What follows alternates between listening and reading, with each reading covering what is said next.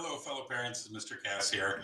Hey, wanted to reach out and give a little help today on some of the things that you guys asked for help or help with in our last little survey, and then wanted to just give whatever kind of helpful advice that I can give at this point. So thanks for joining. I know there's a lot of things probably better to do on Netflix or HBO Max, but if you're going to spend a little time with me, I do appreciate it. Let me present my screen. I'm going to show you a couple of things today, some technical, some not, that may be helpful to you. So let's jump right into it. So I was not able to do this live this evening, so we're going to do this in a recorded version. So again, thank you for hanging out. So this is episode 2. Episode 1, if you remember, was way back on August 21st. I know that was a long time ago, but we kind of went over how to do remote learning, what the kind of the parameters were. That we also showed what to do in Google Classroom, so the students knew how to log in and do their attendance questions and all that good stuff. So here we are again. We won't play that. Oops. Good afternoon, everyone. Thanks for joining. Okay, so we'll move on to the next slide. So these days, here's what we're getting a lot of parent reports as far as needing help. So one being math. I don't know how to teach math, okay? We understand that. That's not that easy. I get to do the math help at my house, so yeah, I know it's going to be tough. But we're going to tell you today that you don't have to know how to teach the math. We're going to show you ways to kind of help your child do that on their own with the teacher's help. But there's one thing that stands out.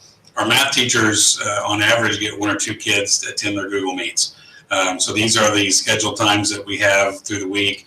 The kids can go ask questions and pick up on anything that they're missing. We have very few kids attending those, and sometimes not at all. So that's one thing that they can do to help and relieve a little bit of stress from you. So don't feel like you have to teach the math. I'm going to show you some things here in a minute.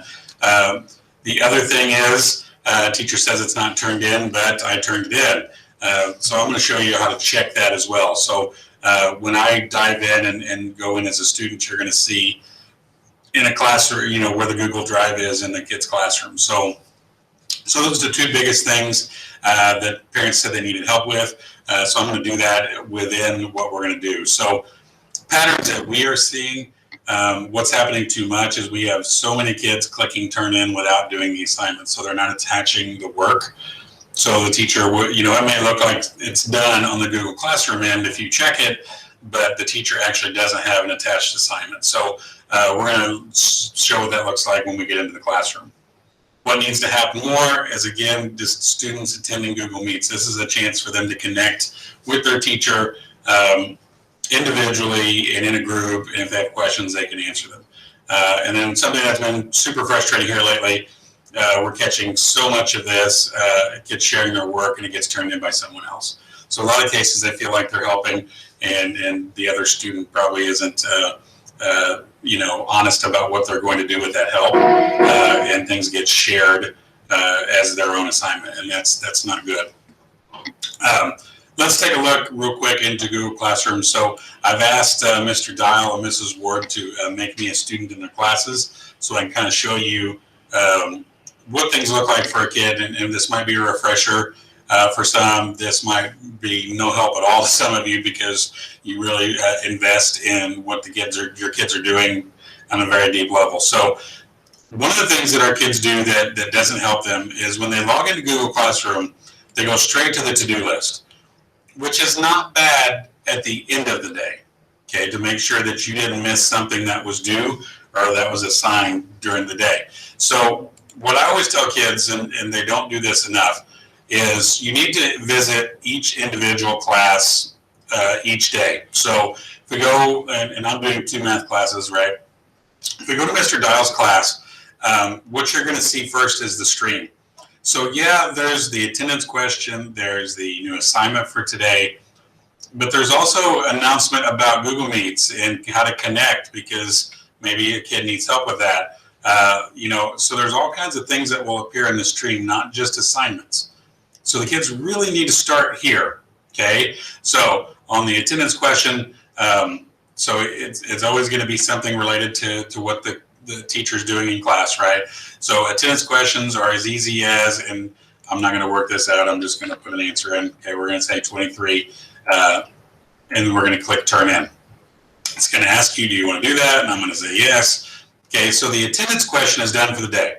Okay, now notice he gives 5 points for that.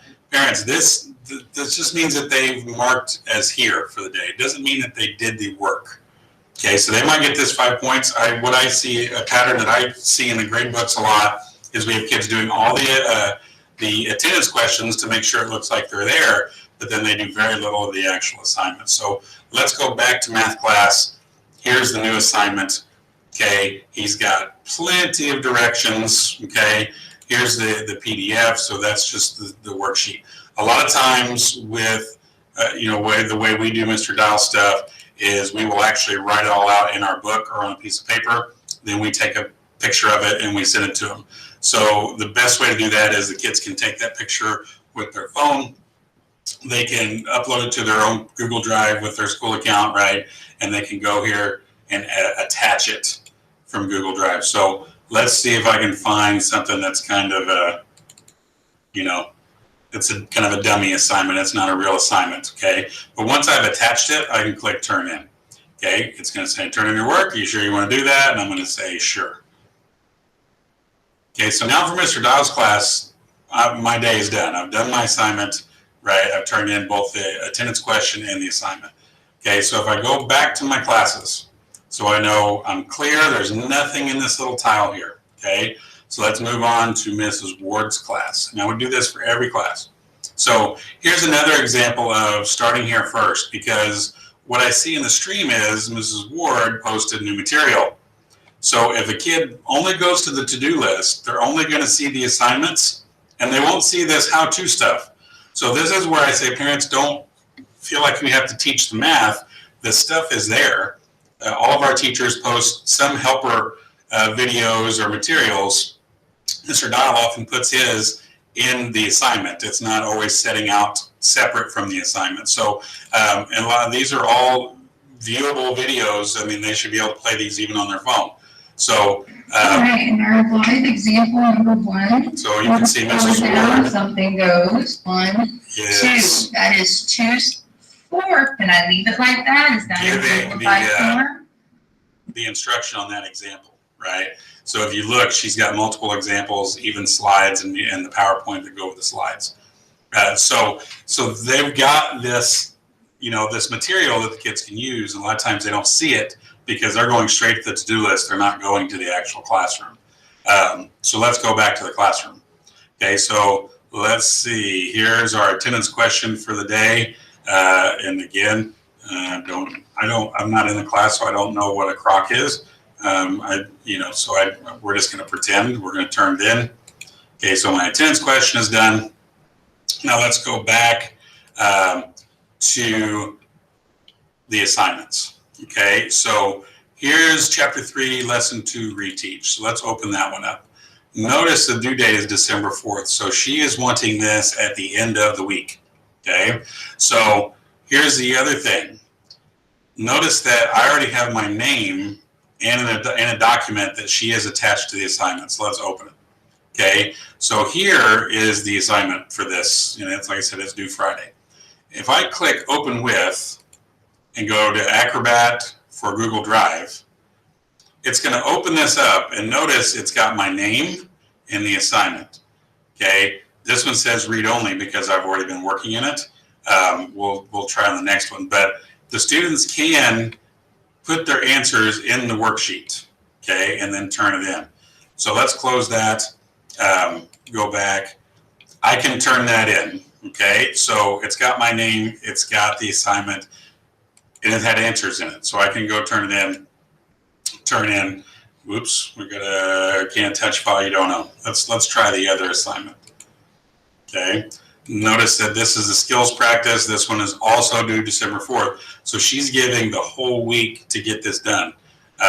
So let's go into this one. Okay, I haven't used this one yet. Adobe Acrobat for Google Drive. Okay, when I go into this, perfect. Do you see these editing tools here? This is what you want to see. Okay, so that means you can fill in this worksheet. So if we click and notice that my name's up here, skills practice, that means this is in my Google Drive. Okay, so when we talk about they did it, but the teacher didn't get credit, I'm going to show you how to jump into your Google Drive here in a second. So let's go ahead, put my name on my assignment, right? That's the first thing we learn. In kindergarten, right, is you always put your name up there. Okay, let's do, and I did rise over run, but we're going to kind of put in some fake answers, right? So you're just adding text boxes, okay, and you can fill in all your worksheets, okay? So you can add that in. When we're done, we're going to hit save.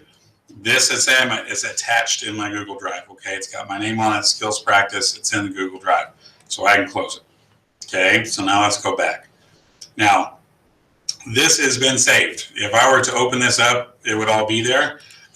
So it's been shared with her, and it's attached. So we can click turn in. So we can preview it. It's probably not the preview I want. Let's see if we can just do it from Google Drive. File's already attached. Okay, so we're going to hit turn in. Turn in. Okay, so that's turned in. If I go back to my classes, now I've got some more empty tiles, right? So like I said, this isn't due till Friday, so I kind of turned that in prematurely. I probably wanted to do, let's say I did it and I struggled with it, maybe attend that next Google Meet and see what I could do a little bit better. You don't have to turn it in until Friday, so I've got time to make it better. What we're seeing and talking to kids is they just like to get everything cleared off their plate so they can move on to whatever they want to do around the house. So, some of this is an exercise in patience. So let's look at this idea of, they did it. How do I know, or how can I show that they had done some work? So if you go to the waffle iron, okay, that's what I call that, and you go to their drive, okay, here I've got, there's Mr. Dial's folder, these pre-made folders. If you're a student in those classes, they're going to come up. So this would be my 8th grade class. There's the one I did. They're going to show up in my Google Drive. Okay. Now, if I had to make a Google Doc and I didn't put anything in it, then yeah, it would be blank. It would be exactly what it is. So everything that they've clicked turn in, everything that's been assigned out of that class is going to be in their drive. So all you have to do is search that drive. Mr. Dial's class, notice I don't think I turned anything in, so that's why it's empty. So if you're ever in that spot where you're like, well, I don't know if that got turned in or not, he got a 0 in that, how can we check? Sometimes it is an honest mistake, but the way Google Classroom works is everything is just synchronized almost live. So as soon as you saw me turn the one in, Mrs. Ward's getting a notification that I turned that in. Now she's going to open it up and see I didn't do much on it, but just for the purposes of this, we just kind of made a kind of a dummy assignment. But that is in a nutshell what's happening with classes. So if I were to let's say that I had an assignment, and this is what we're seeing. Let's say they had to make their own assignment. Sometimes you can do that in Docs, right?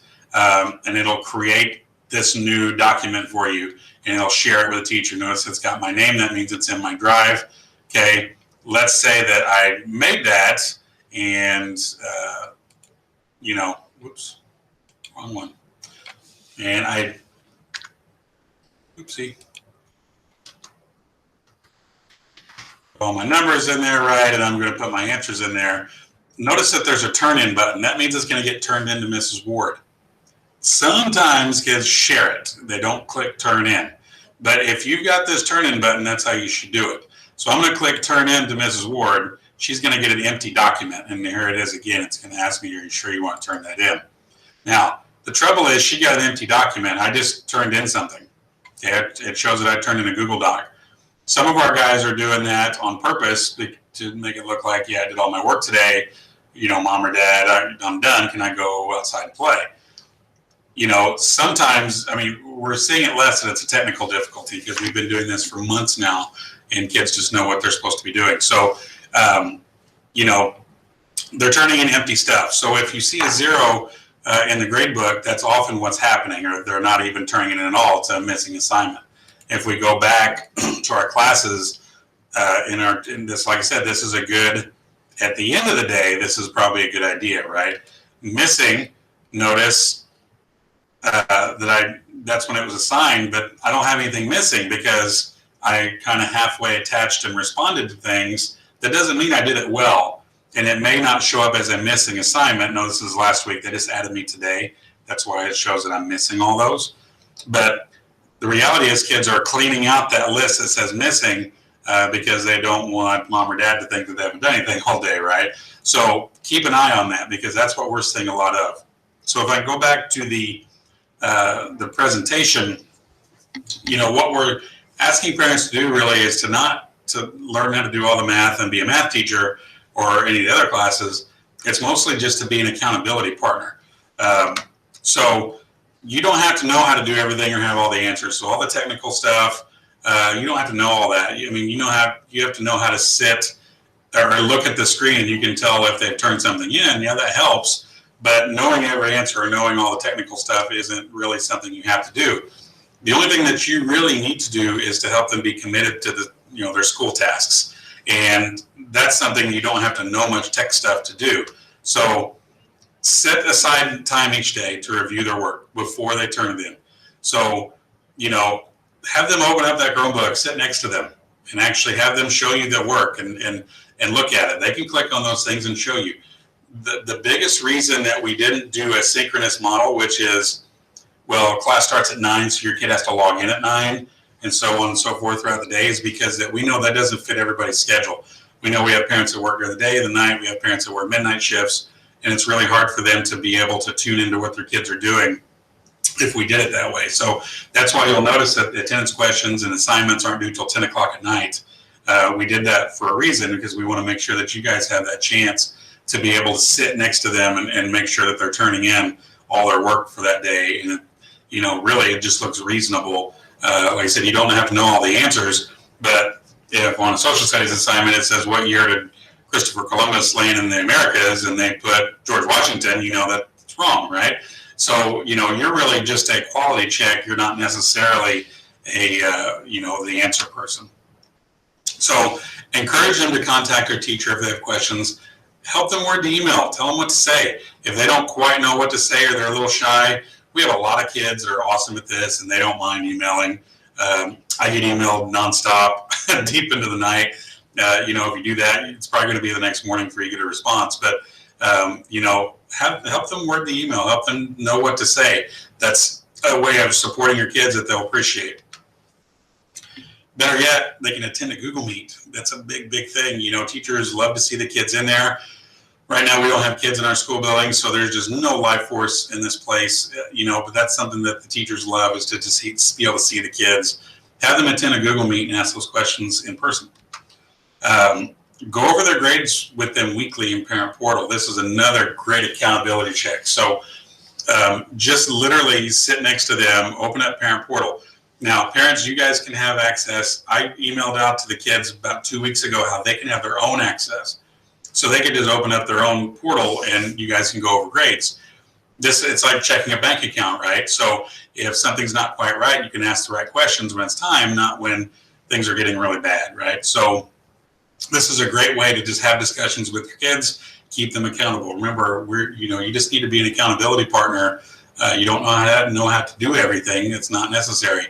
And know that we're always available. You can get me in the office anytime you want, and the teachers too. So really that's it. I mean, I think when I talk to parents individually, most of the questions are, I don't know how to keep my kid on task. I don't know how to know when they're doing what they're supposed to be doing. I get more of those questions than I do technical questions, when we don't know how to do anything on Google. We're going to help no matter what, but I think the best practice for parents is just being an accountability partner. How do you make sure that they stay committed to school? Not necessarily you having to be the teacher at home. you're really just making sure that the things are turned in, and it's the quality of things, not necessarily having all the answers. I know you feel, I'm the same way. I want to be able to help my kids and know everything, right? They look up to us that way, but that doesn't necessarily have to be your role. We're always going to be here to help. So if you have any questions, please feel free to reach out. We're available. I'm available. And I apologize we couldn't do this live to answer questions live. But, like I said, sometimes it's just a role change. Sometimes we feel like we're not doing enough, but maybe we're not playing the right position on the field. So if you need help with being an accountability partner, getting set up with Parent Portal, more help with Google Classroom so you can see how things work, please reach out. Your teacher's going to help. I'm going to help. Just make sure that you let us know what you need. So have a great day. Thank you for joining me. And hopefully your kids don't get too mad that you know a little bit more now. But please feel free to reach out whenever you need us. Thank you again.